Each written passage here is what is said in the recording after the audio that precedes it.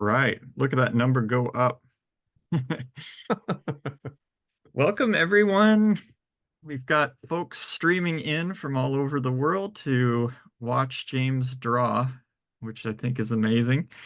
Welcome to our last Letterform lecture of the year. We're going to give a few minutes so that everybody can join us before we do introductions, but please tell us where you're coming from. Love to hear that. We got Australia already on the board. Australian Pittsburgh. Awesome. Since we started doing these Letterform lectures around noon our time here in San Francisco, we've really brought in more of an international audience, which we're very excited about. Helsinki, Germany, Italy, what in the... Helsinki. I wish I was in Helsinki right now. It's a very cool place. Sweden too. We've got all over Europe happening. Thank you all for joining us. India past midnight. Thanks for putting in the extra hours to join us. And in a couple minutes here, we'll do a little intro. Of course, you probably all know the spiel about the chat. If you want to have it be visible to everyone, just change that little menu item to everyone. And this is going to be pretty free-flowing event, but we do have a Q&A button, and we encourage you to use that if you want to have a specific question answered. But I'm going to be hanging out monitoring the chat as well, so I'll let James know what kind of heckling is coming in and see if he Yeah, wants to respond to it. yeah, that would be great, Stephen. Just anything blurted out, interrupt me, because when I'm in my gamer zone over here, I can't see any of this. It's on a different monitor, but it's kind of hard to look at. So just blurt it out. I want it to feel more like we're hanging out, having a conversation than I'm doing a formal presentation, if that Now, makes this is a Letterform lecture. I'm reminding you, you need to lecture us. sense. All right, I'm going to go into into the to the slides here.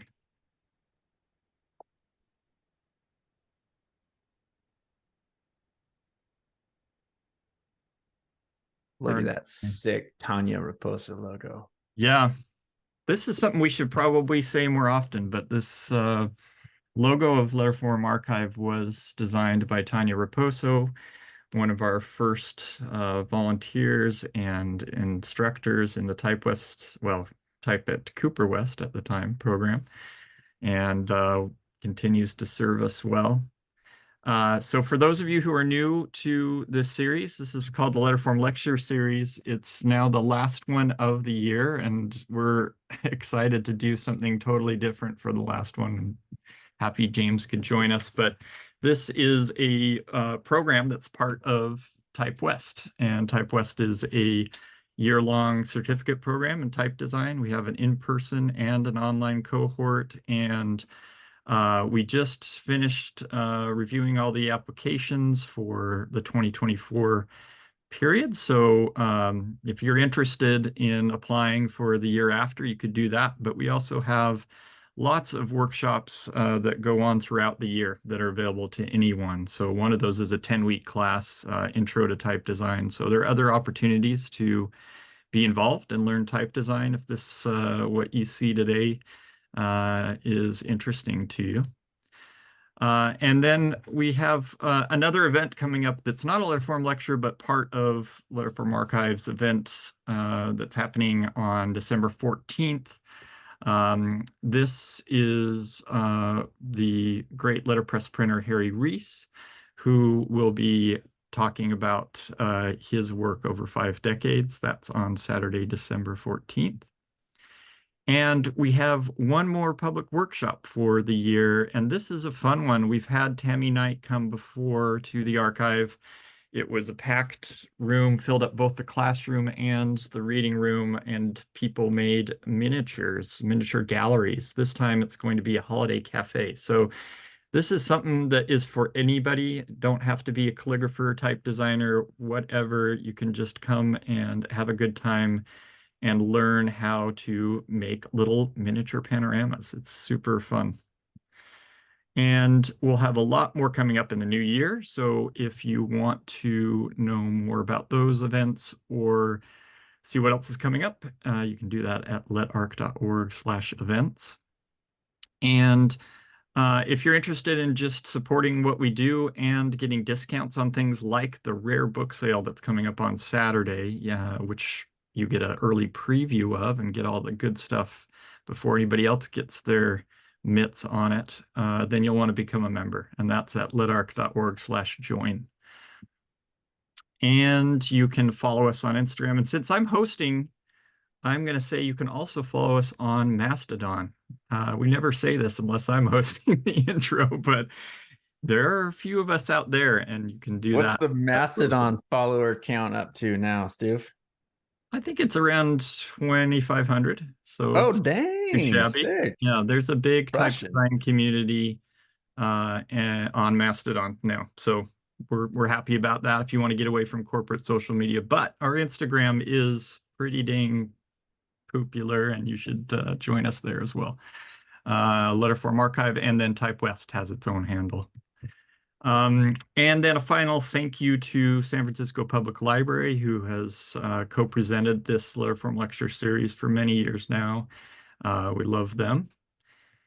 And so now I get to introduce James, old friend, been part of Letterform Archive's community since we started, taught in Type at Cooper West and Type West for us, and a great type designer, lettering artist, runs OHNO Typeco, as you probably all know if you're already here watching. But I think this is really the best way to see James at work. He gives great talks, great lectures, but what we're going to see today is um, the stuff happening in situ, live. And that makes me very happy. I love the work that James does, and I like him as a person too. So what could be better than to hang out for an hour or so and see how he does it? Thanks so much for joining us, James. My And I'll pleasure. turn it Thanks for over to inviting you. me. All right. I want to say that today is an experiment. Thank you for taking a chance and joining us. I am mostly interested in doing the work. And a lot of times people are like, oh, come talk at my class or come do a presentation. And I don't want to make another presentation. I haven't made one for like a year and a half. It takes a really, really long time. So I thought, okay, here's an idea. I'll just hit record. We'll wing it. We'll do it live. We'll see what happens. And then how can I justify that? You know, I always work backwards for the justification on these things. And I think there's actually a decent one in this case, which is Letterform Archive is looking at a lot of historical material. It's hard for an institution like Letterform Archive to look at present material or even future material. So the idea that what we're going to show today could be a typeface released into the future means that this is the first Letterform Archive event that goes the other direction in time. I could be totally wrong on that. In fact, I'm just saying that all out loud for the first time right now, but here we are. So I'm going to switch to my top-down camera, and I want to go over some sketches. Sometimes I do the type cooker method of sketching where you come up with a recipe, you have the computer spit out a recipe and you draw that. Other times I just start with a more doodle-based approach. And this is all I'm trying to do here is just come up with some nonsense word and try and get as much variety on the page as I possibly can. This is kind of halfway between sketch and drawing because I'm trying to kind of like fill up the page and, you know, cover a lot of ground stylistically. Now, as we're going through this stuff, Stephen, I want you to just shout, just raise your hand and jump in whenever you're like, that, I want to see you do that, digitize that. And it doesn't have to be anything other than a gut decision. You don't have to think too hard about this here, but we're working with these 5 pages. So that's page 5. I'm already just immediately responding gut instinct to the top right Taze there. It's kind of a, yeah, expansion condensed with Okay. All really right. tight counters. Then that is the winner for today. And it all right. So that's what we're doing. Let's jump on over to the iPad and see if we can kind of articulate that idea just slightly more thoroughly. I'll normally work with 2 layers here when I'm in iPad mode, and I always have some sort of X height and baseline thing going on. Just throw down the opacity on that a little bit. Now I will look over at this drawing as I'm going here, but you won't necessarily see that. You will just see me cruising along iPad style. We have a T that's a little bit interesting because it kind of starts or has a very closed, what we call aperture, or kind of how open or closed the shape is. And it has this weird kind of flared crossbar going across the thing. So that's unusual. We have a very, how can I put this? A very 2022 style lowercase a, meaning that the overhang is more than it needs to be or typically is. So basically that part is going over to the left in an aggressive way. And because we have this tail on the T, we can kind of echo that in the tail of the A as well. A little bit of a high-waisted A here, but that's really just to fill in this space here, because if that's a kind of low-waisted A, we just have a big gaping pocket of negative space there. Whenever I'm sketching, I'm trying to look at filled in shapes, and I never really want to bother too much with shapes that are not filled in. You know, we don't want to look at outlines because outlines are only telling you a very small part of the story, and we're trying to look at the whole story. So right now, I'm saying, okay, I already have a mistake in here, which is that the T is way too wide. We could shrink that down and even get it a little bit smaller, scoot it over, and fix the spacing on the S as well. But you can't change stuff like spacing or anything else until you have enough information around it to kind of judge it more accurately. The E is something in the sketch that was a little bit more square than you would typically see. And yeah, like Stephen was thoughtfully pointing out, this is kind of an expansion style. We have 2 main contrast models in type design most of the time. One would be something based on the broad nib that gets you an N that looks like that, and an A that looks like that, something like that. Then on the other side, we have something closer to, I don't know, Bodoni, Dido sort of thing. That's kind of like the flat sort of thing. And it comes out, branches out slowly from the main stem here, creates a nice shoulder, comes down into a very flat serif, and features ever so prominently the delightful ball terminal. That's always a fun style or a fun motif to play with, and echoes through a lot of the numbers as well. So that would be what expansion looks like. So you're familiar with seeing this stuff all the time. Now we've gotten everything that was in my original sketch right there, but we have some notable omissions, like a diagonal of any kind. V is a good intro to diagonals, and then K might be a more thorough thing that introduces a couple other elements. Like we have an ascender, We have this kind of thing that we can often repurpose for part of the X as well.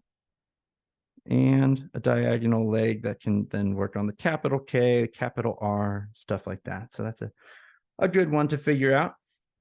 Now, I would like to also figure out something at this point early on with the capitals.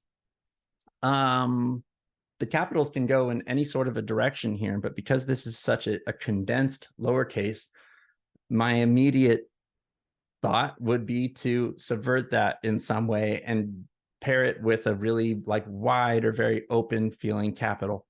I don't know why. That's probably not the most normal thing to do here, but I am really open to these moments where I feel like my gut is pulling me in some direction.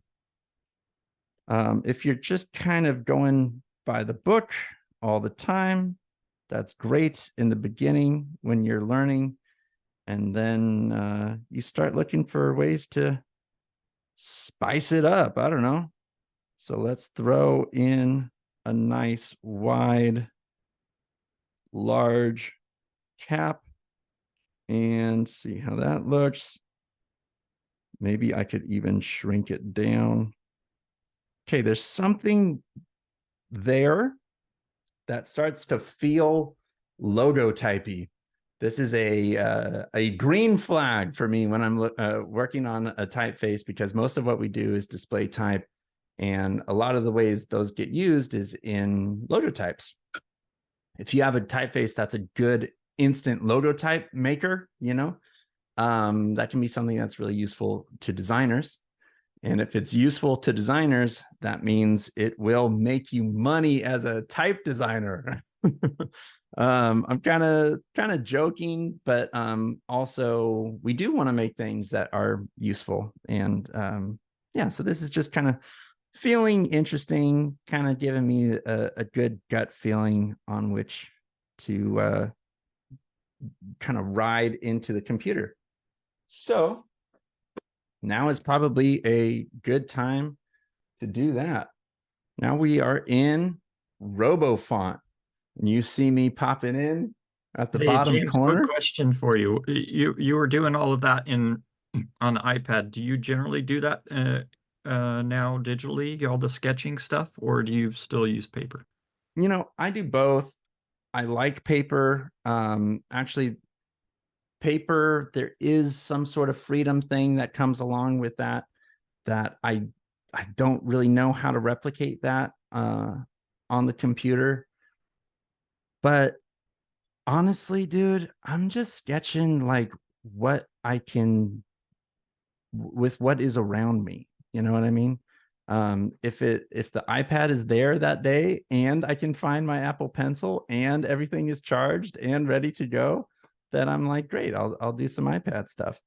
If it's not for whatever reason, or my kid is watching Netflix on it, or it's for whatever reason just not available in that moment, I am more than happy to switch to a ballpoint pen, a fancy pen, a felt tip pen, brush pen, a pencil. I'm not doing drawings, so it doesn't, I don't really have to worry about like really dialed in art supplies all the time. Right. Yeah, and another question from anonymous attendee. I guess they're too nervous to announce their name. They say, can you take a second, tell us what app or tool setup you're using on your iPad? I mean, it sounds to me like the way you're talking about it, that it doesn't really matter as long as it's easy to access and you can do some sketching in it because you're not making final drawings there. Right. That's exactly correct. I'll never do, because I'm a type designer, we do finished stuff in the computer in RoboFont, which is where I am now. I will never deliver client artwork from a sketch, because I'm not an illustrator, and I'm not really even a lettering artist for the most part, in the kind of Eric Marinovich sense, or the sort of like Alex Trochut. How do you say that, Stoof? How do you pronounce that? I'm embarrassed to say I don't know the correct pronunciation. I think that sounds good. I thought you were going to be my get out of It's a jail free Spanish card. name, but yeah, I don't know. Let's say Trochut. That sounds vaguely interesting and perhaps correct, but you know what I'm saying? Like I obviously am a huge fan of that sort of work and those people, but I just could never get it going. I could never really make that work by myself. All right, so this A is kind of looking like shit to me, to be honest, but it's only a short time that it really looks this bad. I'll add points, I'll delete points, I'll put points on the extrema, you know, the far right or top or bottom or left part of the glyph. And I will also add them not on the extrema, you know, because at this point, I'm not doing production work. I'm essentially still sketching, but now on the computer, which is fine. And it's actually very important, I think, to make a distinction about when you are in kind of sketch mode and when you're in more like edit mode. The drawing has already deviated quite a bit from the pencil sketch originally. Whoops. But it's Quick test essentially here. If I talk now, does everybody see my ugly mug or is it working? Okay, good. So now I can I can chat with you without them seeing me. I guess I was oh, interrupting, it was confusing. switching cameras. Yeah. I gotcha. Okay, well, good call. Um, I mean, the students should be, or the attendees should be so lucky as to get to have a little FaceTime with Mr. Coles, in my opinion, but totally up to you, whatever you want to do. Okay, I wanted to get the A in there because that was something that seemed to be a kind of defining vibe. But at this point, it's really going to be more important to start working on something that's closer to a control character. Control characters are something like the N, the O, you know, just these things that give us a lot of the building blocks for the rest of, in this case, the lowercase. And we might as well dial up the drama here and get these thins nice and thin. So we're firmly in display land, I think. Okay, so we got an A. Let's keep it going. Take a quick measurement. We're coming in at around 63 units, 56, 63. And a thin is in the neighborhood of like 6, 7 units. Now, what you're doing here, is this an advantage of RoboFont? Because we did have a question from someone saying, why do you choose to use RoboFont?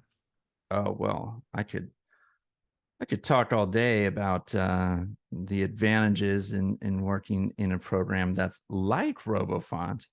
At the end of the day, in modern type design workflows, you essentially have two main choices, one being RoboFont, one being glyphs. We're very lucky to be in a situation where we have two choices. I like RoboFont. It's essentially like a shell, and you can add in a lot of other functionality through the use of various extensions and scripts that you can customize to suit your own needs, and you can do all sorts of really cool things that help alleviate or remove some of the more boring parts of type design. You can also do a lot of that stuff in glyphs. I don't know.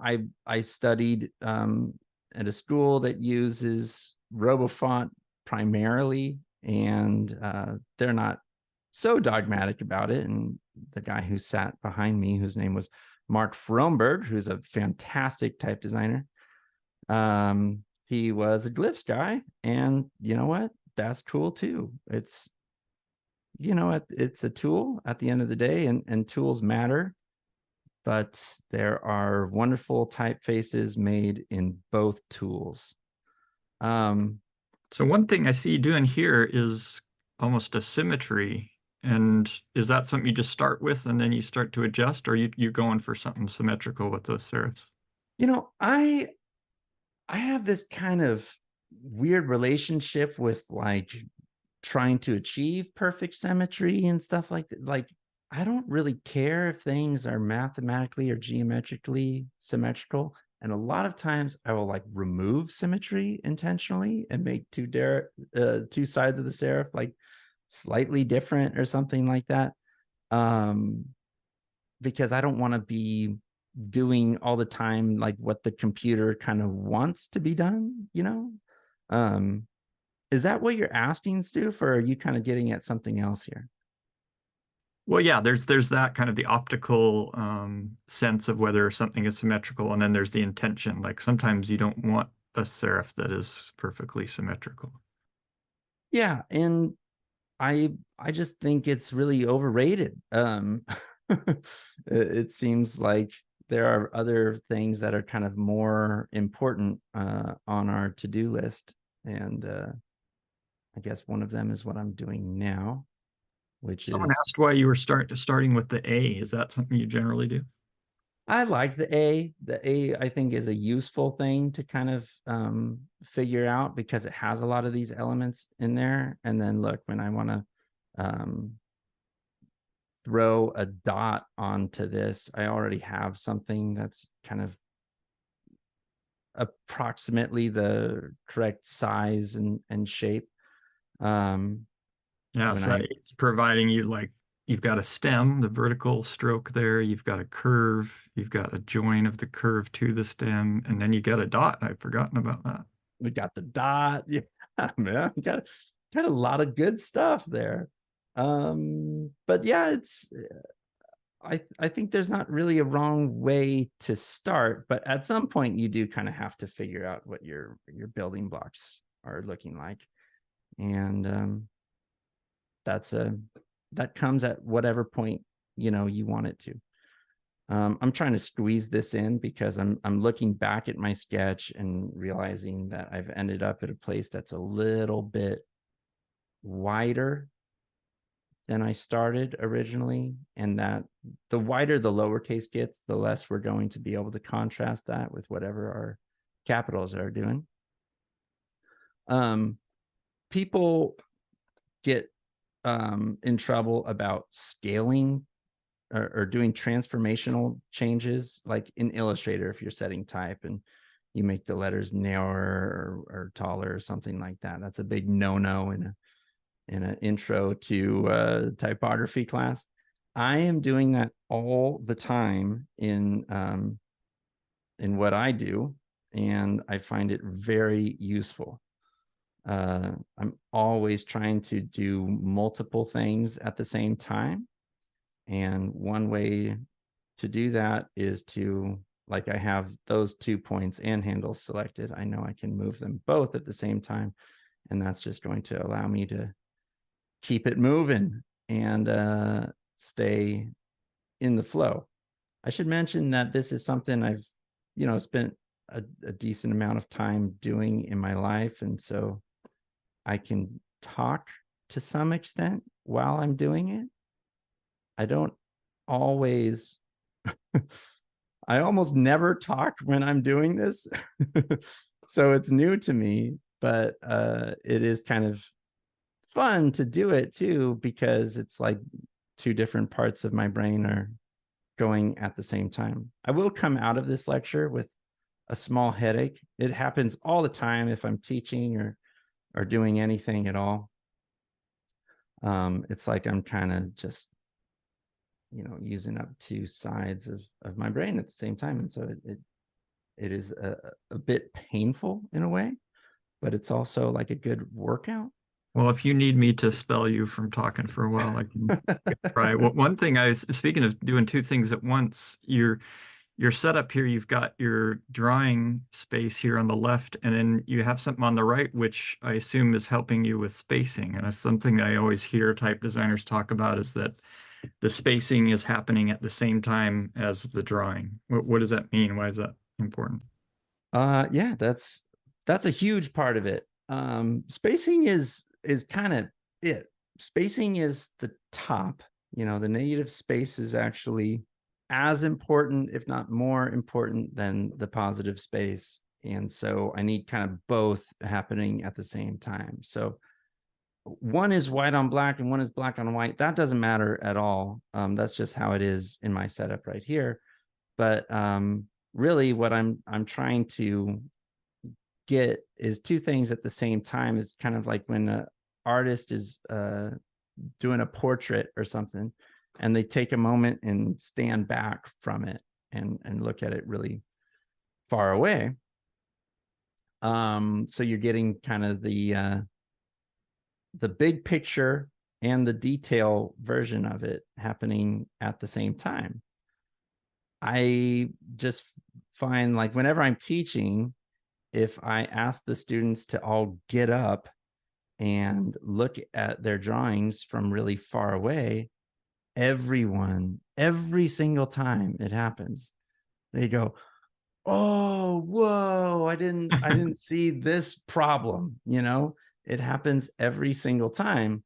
And so one way is to kind of separate those two acts and, draw and then look at it from far away. Sister Creative Kent talks about this in her 10 rules thing, which is like, don't create and edit at the same time. And I do agree with that. But at the same time, if you can kind of see the context, it can help you create a little bit better. So I want to space this T right now. And the way that we typically do this stuff is we look at it between a pair of ends or two pairs of ends, because that will kind of like even further establish the rhythm. What I see from this personally is that the left side bearing is like a little loose and the right side bearing is a little tight. So I can just keep the space that we have and scoot the T over and get that pretty much where we want it. There's also a kind of fun element in the original now that I'm looking at it. That was like this sort of sloping sort of thing.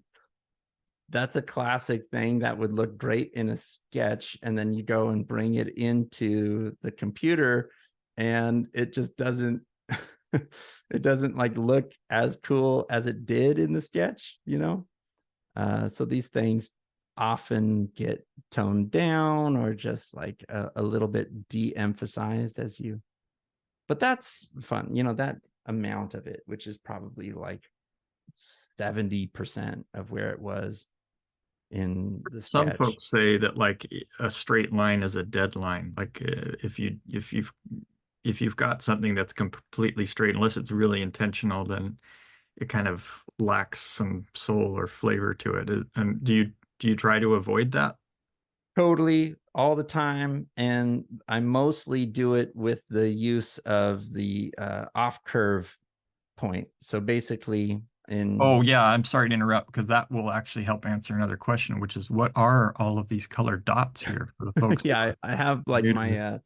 my Lego Duplo color scheme on right now, but this is basically an on curve. The yellow is an off curve, and the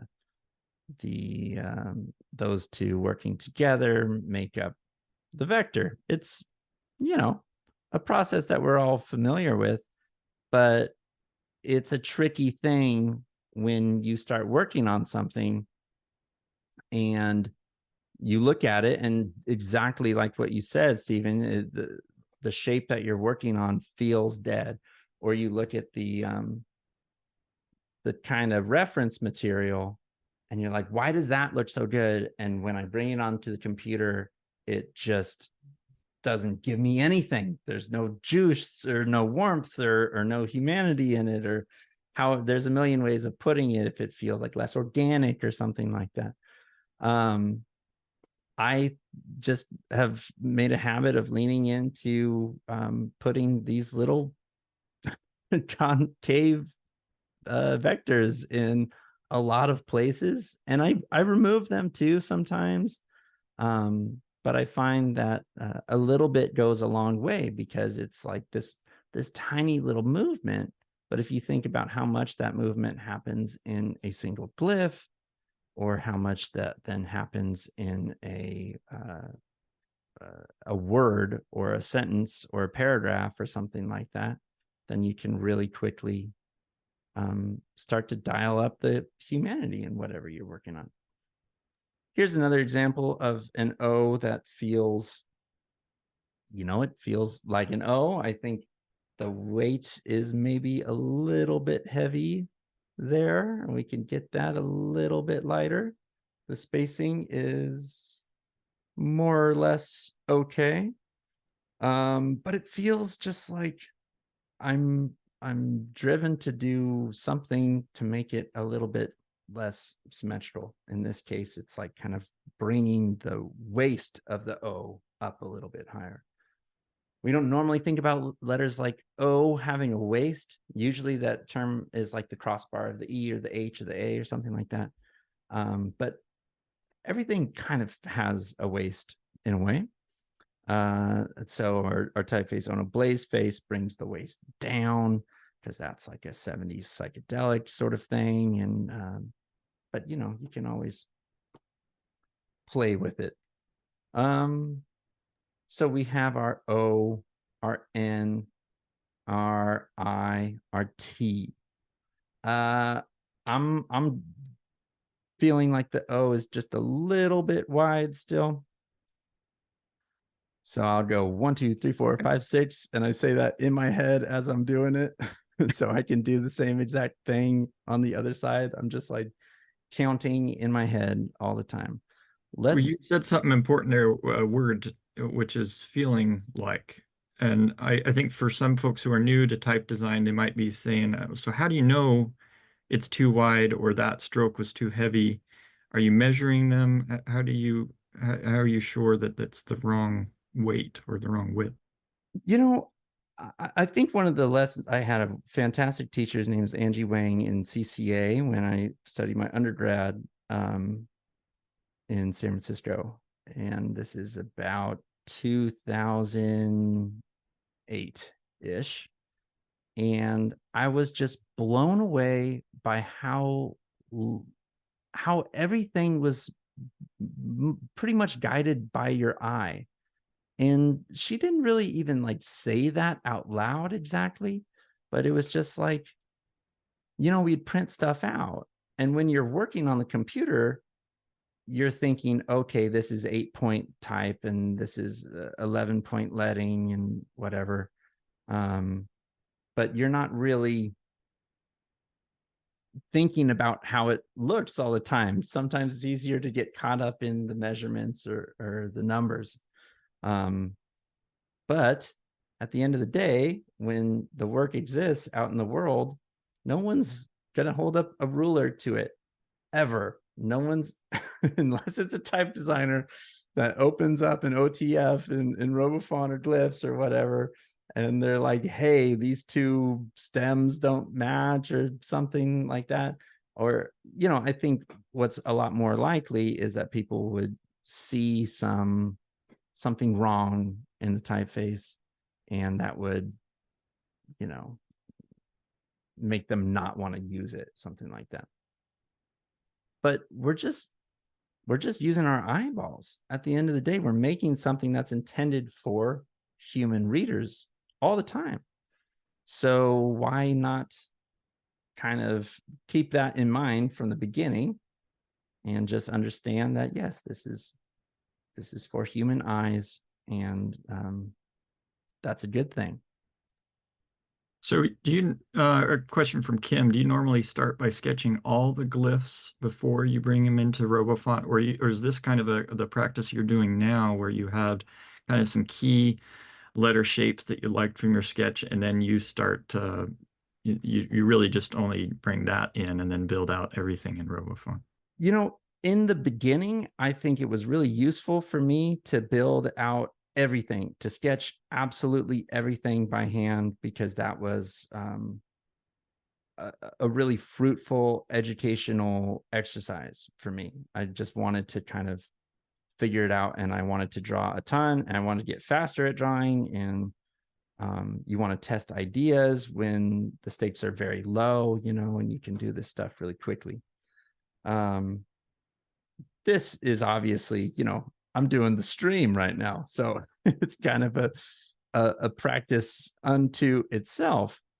At the same time, it is really indicative of how I work in general, because I can kind of do an N and pretty quickly understand exactly what my M and R and H and L and I and all the things that use that as a building block are pretty much going to look like.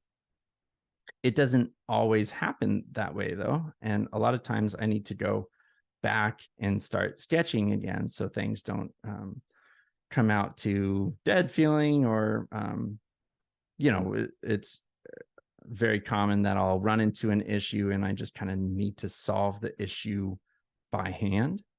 And being open to that possibility is really important, I think. But yeah, it's like in the beginning, you just want to draw everything. And then you start going enough times and you're like, okay, I don't really need to do that anymore. And that's okay. That doesn't make the work worse immediately.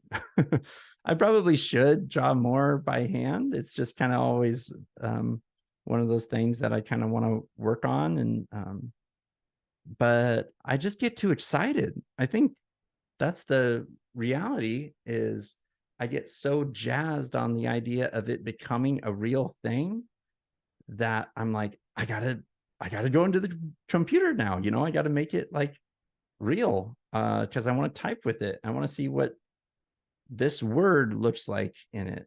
And those kind of first little moments of seeing the first words pop out are a thrill, have always been a thrill. I am praying to God that they always stay a thrill, because it's a kind of addictive thing. It's the slogan for Seized Candy is a happy habit. I don't think eating Seized Candy is necessarily truly a happy habit, but I love that idea that the thing that I'm stoked on doing, driven to do, is a part of, for me, a healthy creative practice in the end. Does that make sense? That's an excellent answer. I see you, folks are seeing you kind of rework things and move them, in and out, make new decisions. And Adriana asks, how many times do you redo a letter? How many refinement stages do you apply? Impossible to answer. But I guess I would kind of guess that things that are kind of easier to nail, like a comma or a period or something like that, those might get 2 to 3 refinement stages. And then something that is going to be like the hero of a typeface or something like that, or is the first letter of the typeface name, those could get in the dozens or hundreds of refinement stages. But it yeah, unfortunately, this is the classic answer of it depends, and it depends, and that is the answer to everything, is it depends. This kind of goes along with that from Christoph, who asks, if you realize very late that kind of those basic glyphs, those ones that are defining the character of the overall design, you realize that, late, that they are not really working. Do you just start over? Because, the other ones are kind of more or less based on those glyphs, or what happens? That's one of the hardest things, because those are momentum killers. And the momentum is everything, like if I really believe that a typeface is important to work on, fun for me to work on, and is challenging, then I'm set, and we're off to the races. If I'm kind of in the stage where a typeface is just a chore, and I have a lot of problems with it that I don't know how to solve, that's when the momentum is totally killed, and I have to really use all the discipline, the little discipline that I have to start, putting the pieces together. But yeah, the I'm always glad I did it. Whenever those things come up, is I take a long, hard look in the mirror and say, like, is this going to make the project better? If the answer is definitely yes, then I'm like, okay, let's just quit being a baby and get through it. If the answer is no, and the answer is often no, because I'll start thinking about something or some change I want to make, and it doesn't really move the needle in a tangible way, or I'm just kind of satisfying some weird voice in my head that's like totally unnecessary.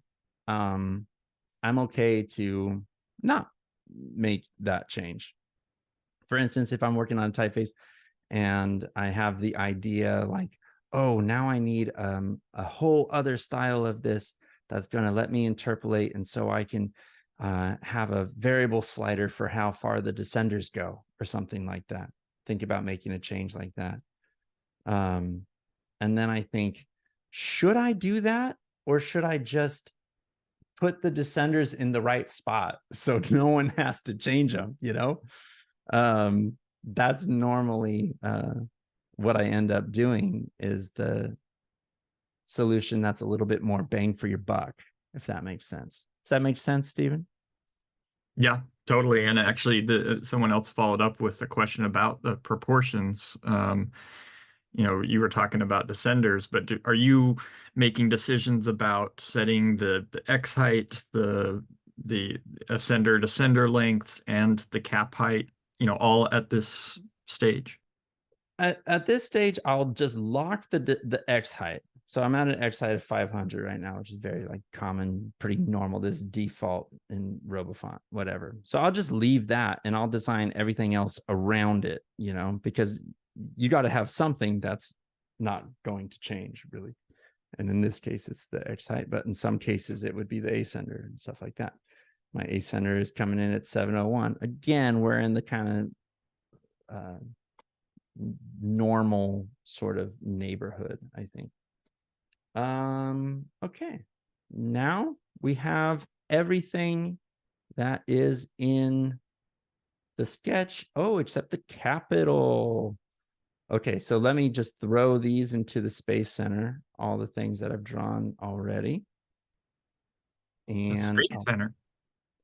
yeah, this would be called the Space Center, this black part on the right. Got it. And now I'll put in my O and use that to kind of get some proportional stuff going on. Decompose it, scale it up, try and get my stem thickness, or kind of round thickness, essentially where I want it. And okay, this is, I think, going to be kind of fun. I have a section here, some sort of serif shape, vertical serif shape that I've already drawn. It's on the S. So even though it's a totally different shape, I can just grab that, throw it over, scale it up, because I want this to kind of have a lot of room to be extravagant and silly and very display. Just remember my measurement of 7 and throw that in and connect it. And my C is well on its way. We have a closed kind of aperture thing going on in here. So we want to play with exactly how closed it goes. and I don't really know what that is, but this comes up all the time when you're trying to kind of make a decision. I don't really want it to be as closed as it is right now. So we've come too far. Let's try and get it even closer. Say like, okay, at this point, this is starting to feel like a weird O or something. At what point does it feel a lot more like a C? So, and what point is it like too open if we come down there or something like that? I'm looking at the E also because this has a kind of very similar sort of shape in it. I And like that you're talking about this because I think this concept of what I call aperture, or the opening of the counter there, is something that folks often miss when they do like their type anatomy charts, or they're talking about what makes a typeface look the way it does. But it really contains a lot of the character of a typeface.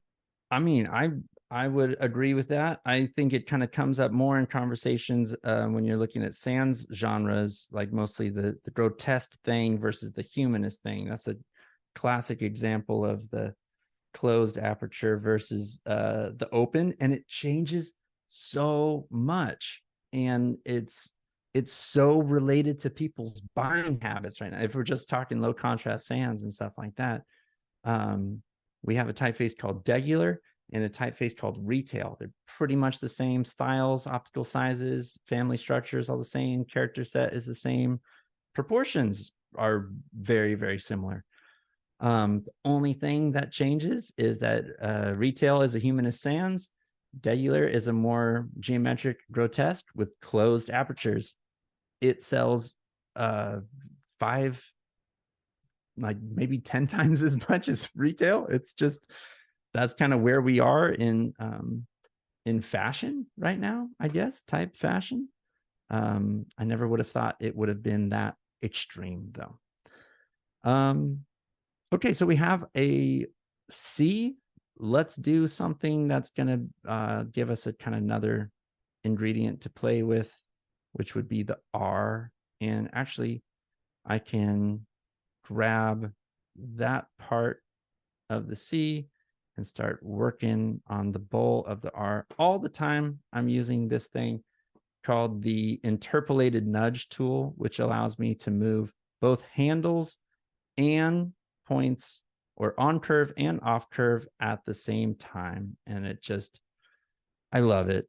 I love it so much because it speeds things up tremendously. I'll bring in my I just for a basic kind of serif shape. I probably could have brought in the left side of the K as well, but it doesn't matter too much. And we can start piecing together something that feels like an R. I'll change that to an R. And even, yeah, what's to keep me from spacing it at this stage? Nothing. So why not go ahead? Throw that over, connect it. I don't need as much overshoot on the R, maybe just enough to keep it lively, you know, keep it from feeling too much in the dead zone. And What is overshoot? it's a great question, Stu. Glad you brought that up. Let's jump to the O. Just this amount. I'm in this typeface is not a whole lot. Just kind of extending over these invisible lines. This would be the edge height and the baseline at the bottom.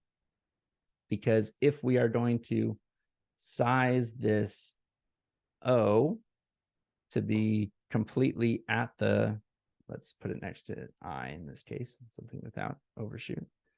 Let's just bring it down. And this isn't going to be the most dramatic example because it's a condensed typeface, and condensed typefaces don't really need too much overshoot. But here it feels like it's jumping off the baseline and ducking a little bit below the X height. So you compensate for that little optical effect by shooting it over just a hair. That's all you need. Let's interpolated nudge that over. And we're kind of playing with a waist in here a little bit. So I can even maintain some of that as well. Close that up. And now we have essentially a P. Let's introduce our leg from the K, because that can be the fastest way to get that sort of shape in there. And then I can even skew too. I can get that over there just like you would skew something in Illustrator or something. Bring it back in. We had a R, A, E, I. Okay. But I want this K to be a little bit more bossy, a little bit, or this R, I mean, to be a little bit more overbearing. And I guess I don't need this to be so curvy here at the top. It can kind of just be in R. It doesn't have to be so try hard. Try hard is another thing that comes up in this all the time. It's like if your drawings are trying to do too much. I always remember a critique I had with Jim Parkinson, who's one of my favorite designers, who was looking at my work, and he goes, it's like he always says, man, he's like, man, it's like there's too many ideas, man. And I remember that always whenever I'm kind of introducing something that's too many ideas, which this typeface very well could be. But for the sake of the stream, why not go for it? You know, why not try and hit the high wire and stick the landing? Okay, we're in a decent spot. Let's grab everything that we have. We are up to 10 glyphs. Not terrible.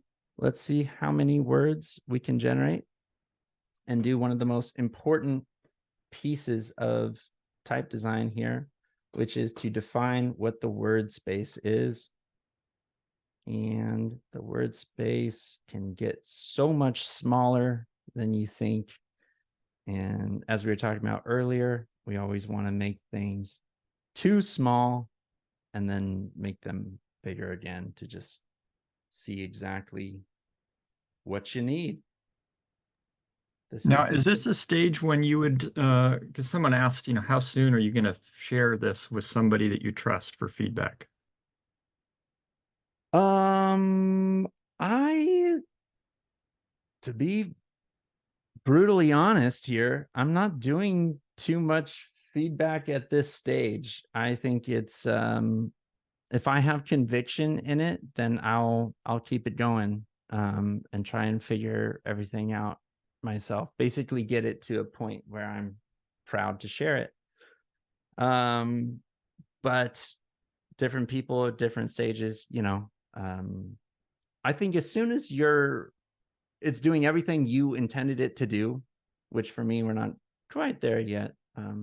Share it. Yeah, share it early, share it while the character set is small. And if you're going to take some feedback and apply it to the whole system at this point, you could do that really fast because it's only 10 glyphs. You know, if someone's like, oh, your contrast is too off, and you look at it and you're like, oh my God, I totally agree with that. I want to change my contrast. You could do that in 5 minutes at this point. If it's a full character set, it's going to be a day of work. So yeah, I say share early and often, as long as it's someone that you really trust. I feel like we can very easily fall into the trap of being like, oh, I should get some feedback on this. And then you get the feedback and you're like, I don't want to do any of that. Like, and that's fine. You know, don't do it if you don't want to do it. I'm looking at my R and it's like, oh man, I got to fix that. But anyways, yeah, share early and often. Is there anything else? Is there any other question? We are Oh, at. wow, you've got 9 questions here. I just didn't want to interrupt you too much. Oh, okay. You want a Let's lightning round of like, yeah, let's do quick lightning Q&A? round for sure. And I just brought up the Q&A too. So but I like hearing your voice, Stu. Oh no, you're welcome to take them as you'd like. But well, so yeah, so I think we'll just for the benefit of everybody hearing the questions, we've got Jamie, who you may or may not know. Asks what percentages of your day are spent in RoboFont, and what are spent on other things such as Excel, Outlook, or with your family. I have made it my mission over the last couple of years for all the things that are in Excel and Outlook and that sort of work is to get help with that. I'm not the best person to do it. So I'm spending very, very little time in email and in business admin stuff because I've hired most of it out at this point. And that's been and is an ongoing effort. I can do a handful of hours in RoboFont every day and be comfortable with that. I can do 8 hours in RoboFont. There was a time when that was the vibe, but it is no longer the vibe. I am with my family from 6:30 a.m. till 9 a.m. and then from 5 p.m. sometimes 2:30 till 9 p.m. So plenty of family time. Type design is the best job for having a family, I think, for me, and that's been a huge reason why this is the thing that I do. Because that is, for me, that's number one. It's not only the first priority, it's like priorities 1 through 200 or something like that. Yeah, so lots of family time for me. Loretta comes, my 5-year-old comes in here when she gets home from school every day and just hops on my lap and is like, okay, what are we drawing today? And we do our reading practice together. And then she also says like, oh, Papa, you work all the time. I'm like, dude, I so don't. I don't work that much. I want to be part-time. That's my goal. That's my goal for people that work for me too, but we're working on that. So Yeah. Tim, this probably came up earlier when you were talking about how it helps to get farther away from the design as you're drawing it. And he says, how often do you get out of your chair and walk away from your computer? It may have been another question. Yeah, luckily you don't need to do that on a computer because you can just hit Command minus many times in a row and it does the same thing. Although I probably should get up from my computer and stretch out a little bit more often. But yeah, that's more of a working by hand sort of thing. This just to make this it's always a hard question, the inspiration one, but just to make it maybe a little bit more direct. When's the last time you saw something and you're like immediately wanted to get to sketching? What drove you to design? Dude, I so appreciate uh every time anyone gets the where does your information or where does your inspiration come from question, it's an asshole test, and it's a God is testing me in that moment.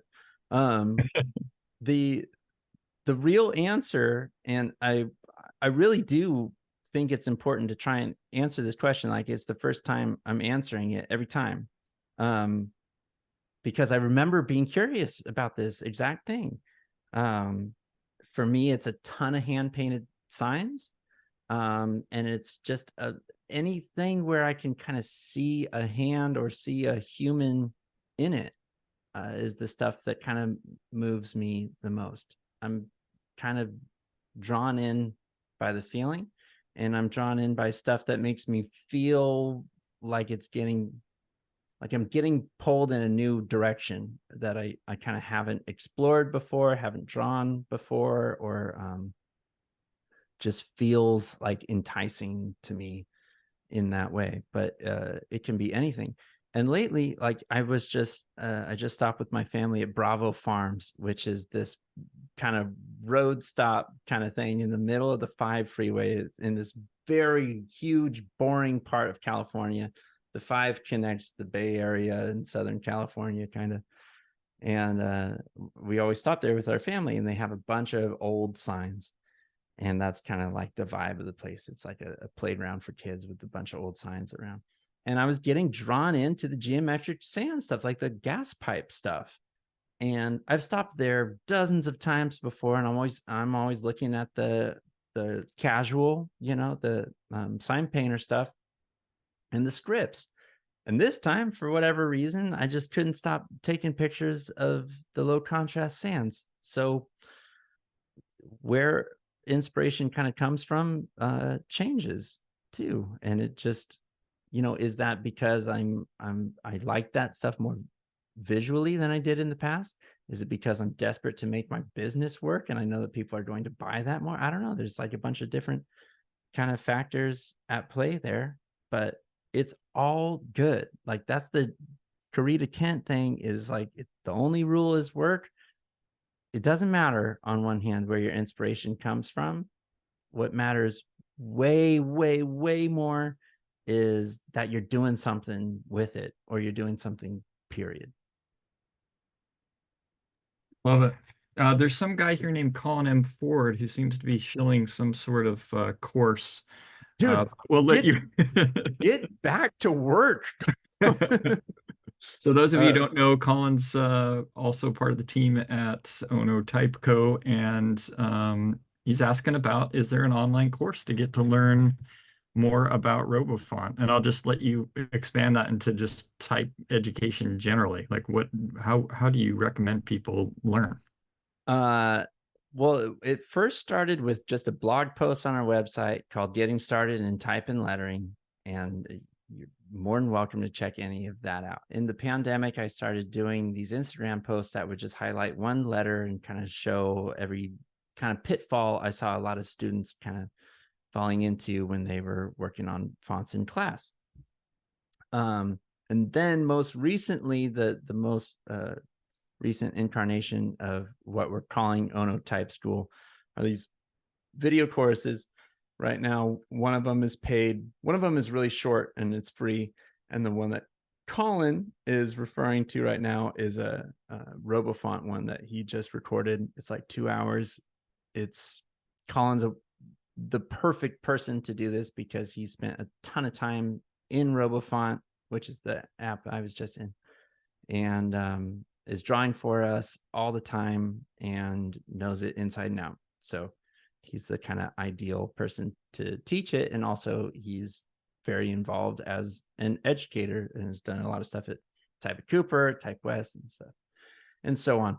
So yeah, you can go and take that course online for free at your own pace if you're at all interested. I think the reason I wanted to get into educational stuff is two parts. One, just to make it available, I think is great.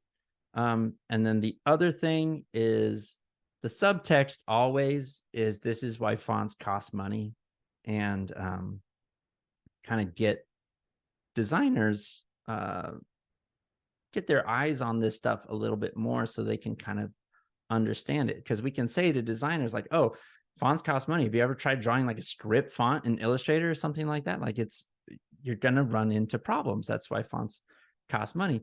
But a lot of them won't ever do that. So, we kind of show this stuff to say, like, this is all of the thought that's going into the things that we create in our craft. Thanks for the reminder, Awesome.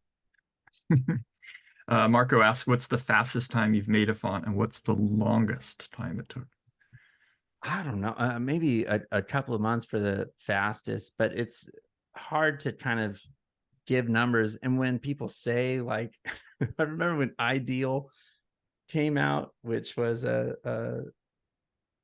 guess this is a Tobias project, but it was going for like decades, they said.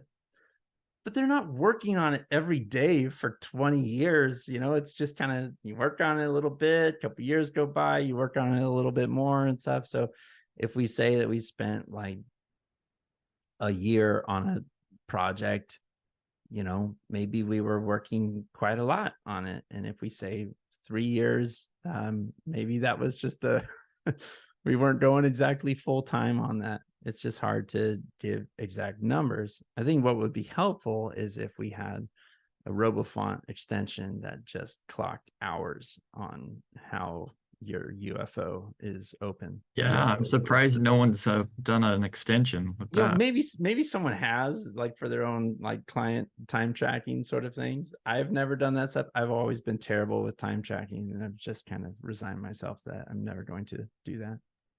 So Tim, who has a few questions in here, is really excited to learn and is wondering if he can get a few of your typeface sketches for practice. So that's an unusual question, Tim. And you can do whatever you want. Yeah, I think if you're using things for educational purposes, go ahead, grab it from wherever, but grab it from the best. Like, if you're going to grab stuff, go grab some Jan van Krimpen or some Bram de Doos or some Roger Extrafon or Aldo Novaresi, or, don't take from me. Like, we don't want to worry about the thousands of people who have tried. We want to worry about the like 3 people who did it very, very well. I'll send you a link to type specimens that you can use as inspiration for practice. Samuel asks, what do you think about the importance of a formal education in type design, versus some of these other kinds of, impromptu classes or learning on your own? I think all education is good education. And I went to a formal program. I loved it. I loved it for the teachers. I loved it for the fellow students. I love that it was a kind of immersive thing, and we were just living and breathing it for a year straight. You can do that in and outside of class. And more important than a formal education, I think, is a buddy or a friend or a community. Really, that's maybe the most important thing.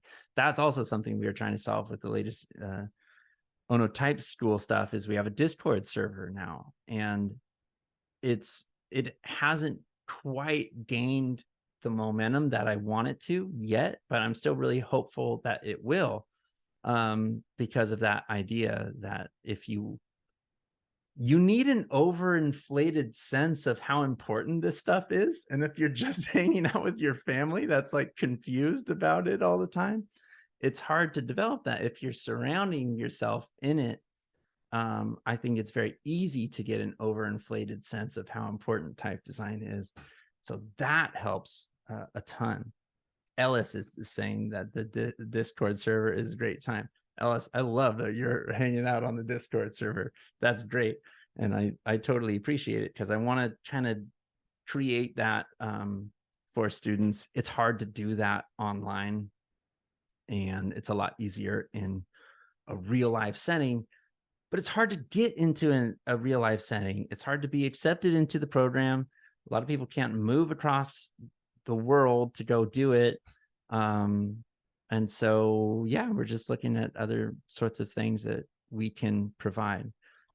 Julian Priez is one of my favorite designers, type designers, calligraphers, rejected from type media, never went, and wanted to go, couldn't go. And I always think about him as just a great example that immediately dispels the myth that those programs are necessary. They're not. You got James. You can just give a 1-word answer. Your least favorite character to draw. Dagger, parentheses, something something near the end of the punctuation, maybe. I don't know. Ryan asks, what have been the best things you've done for managing time and avoiding burnout over the years? Oh, definitely other hobbies, music, woodworking, yeah, other things related and extremely different than just working on the computer. I was trying to kind of go into 3D space more than just straight up 2D space.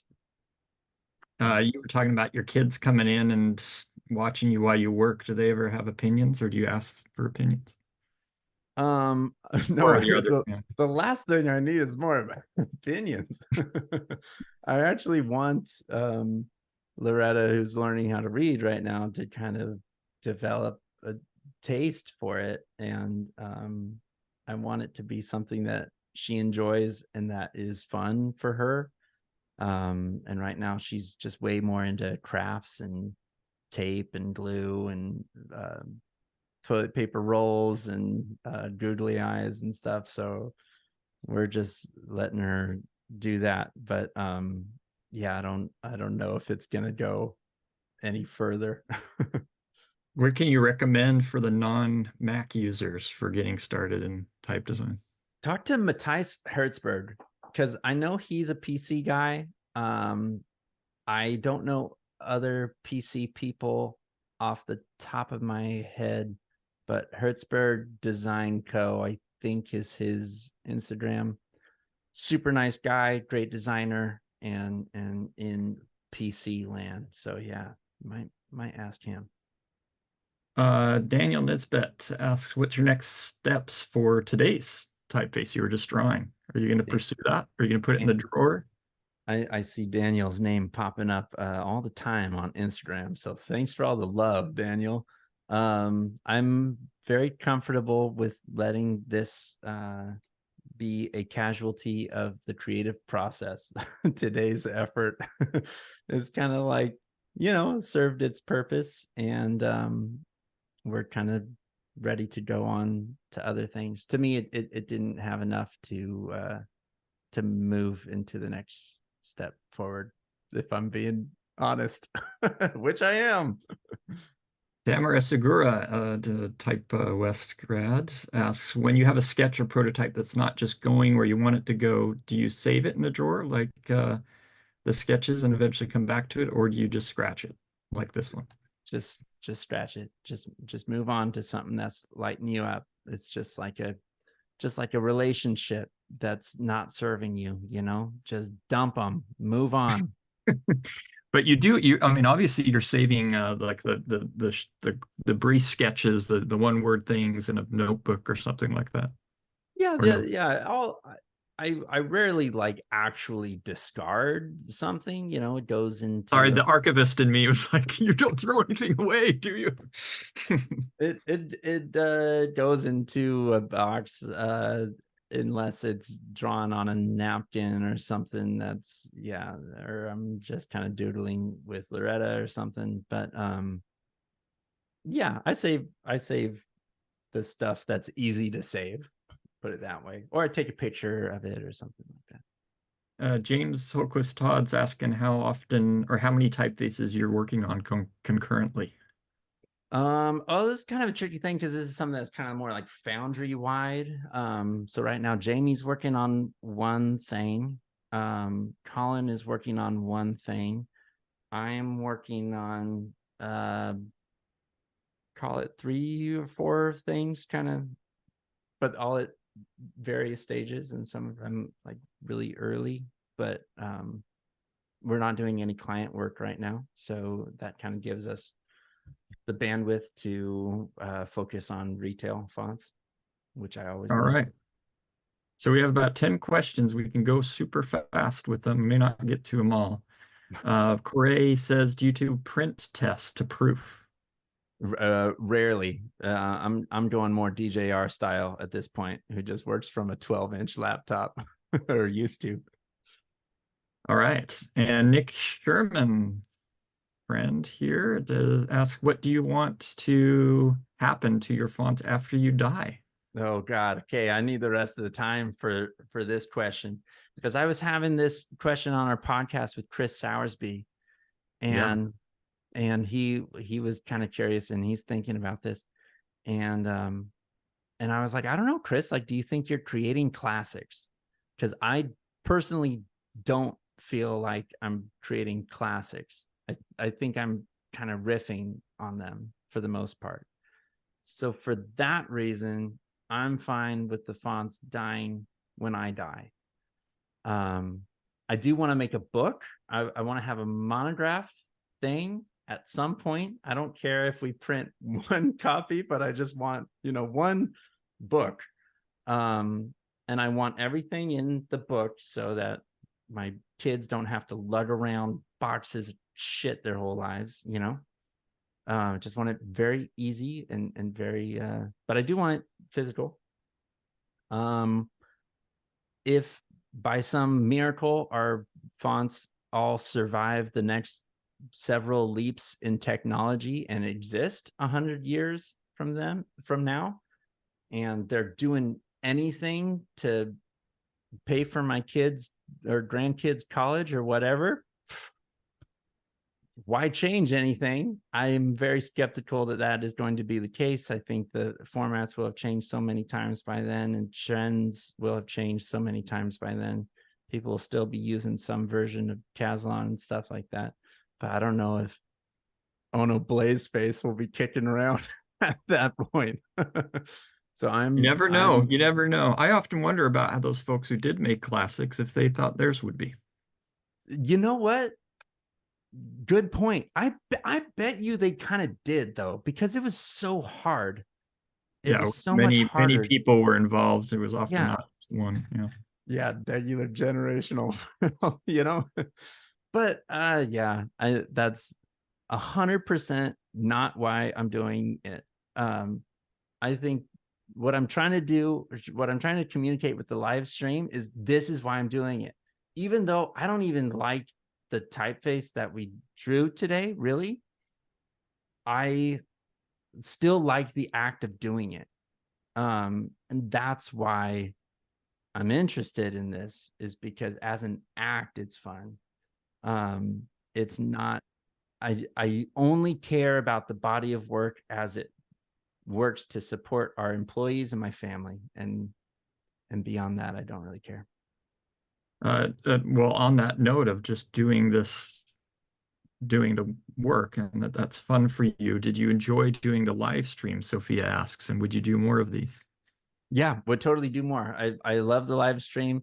I love any chance to talk to people that even just remotely give a shit. And yeah, it's fun for me. What's the biggest difference, Fred asks, between doing a script face versus a serif and sans? Really not a significant difference. I guess you could say like, oh, the capitals are more expressive. That's kind of a bigger question mark, something to figure out. But you're still focusing on the lowercase first, or I am. And in a script, you're connecting them, but it's just like the display versus text thing. Like it's the same stuff. It's just totally the same problems. It's a little bit different visually. Eric Marinovich, who you mentioned earlier, is asking how often you spend time looking at source material for references. I'm working from memory most of the time. I would say I read an article that Letterform uses duplicate for everything, and I think duplicate started out as a memory redrawing of Antique Olive. I Right. could be remembering that incorrectly, but I was like, oh, you could just work from your memory. Like that's great. That's so much easier. And so that's what I do most of the time. Right now, I'm doing a kind of working from memory thing. That's like a Frizz Quadrata sort of Albertus thing. And now I'm going back to, I just see Frizz walking around or something. I'm like, oh, okay, that doesn't look how I remembered it or something like that. But I love the idea that you can work from memory. Just a couple more. What are your favorite words? The first ones that get seen in work in progress faces. Any reasons why? California is always in the Space Center for some reason. That is that's the only one that comes to mind. California is a great word. It is a great word that we have. There's an Arthur Baker book that has the word several times in it, so he must have been a fan too. Um, Marco asks, so many font design courses just cover the regular weight. Is there something to help designing bold and other styles? Oh man, I would love to do a course just on the bold. I'm obsessed.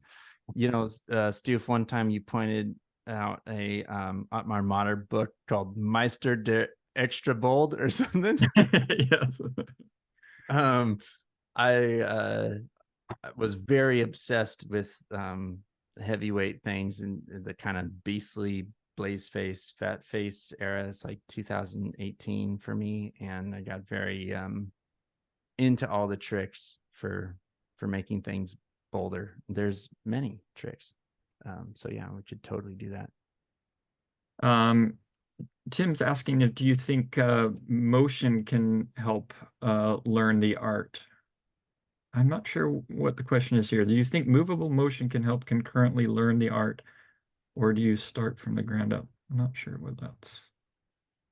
Yeah, I You can have expand on that, Tim, although now we're running out of time, about 5 minutes, but we got a couple more came in. Elise is kind of boosting the idea of doing this regularly and says you should do it as a Twitch stream. And I then don't know Ellis, if I'm quite to Twitch regular streaming status. Ellis Uh, asks if you have any favorite learning resources for back end things like programming, and yeah, so much of the type design stuff's about drawing letters, but he needs help with other stuff, or they do. we're definitely looking into a kind of course on that, taught by Colin also, which is basically taking a shitty font that I work on and turning it into something real. So yeah, if anyone has more ideas for different courses and stuff that they like to see or educational stuff, we're super open to that. Very cool. So yeah, last couple questions here. Ryan wants to know when Loretta's release is scheduled. Sorry, Ryan. I'll keep you posted.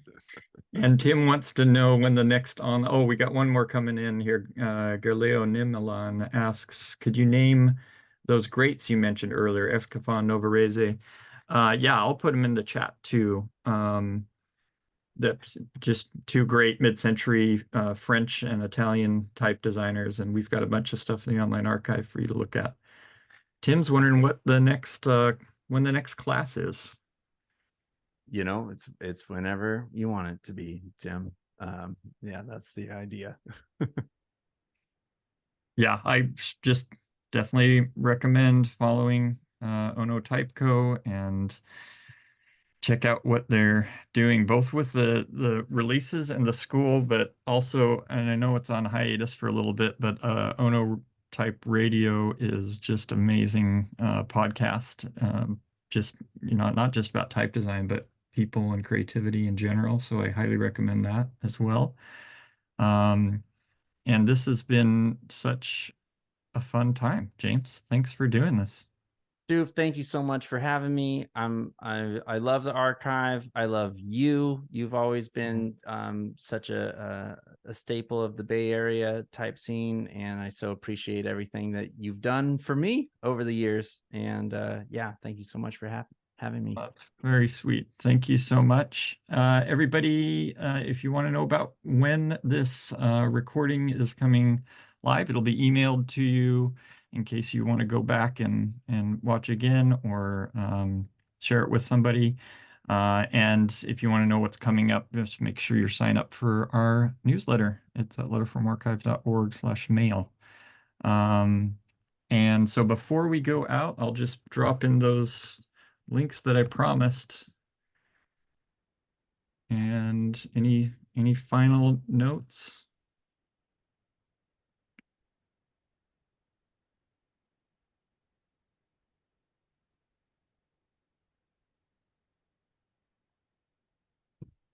Then Nick is booing. All right.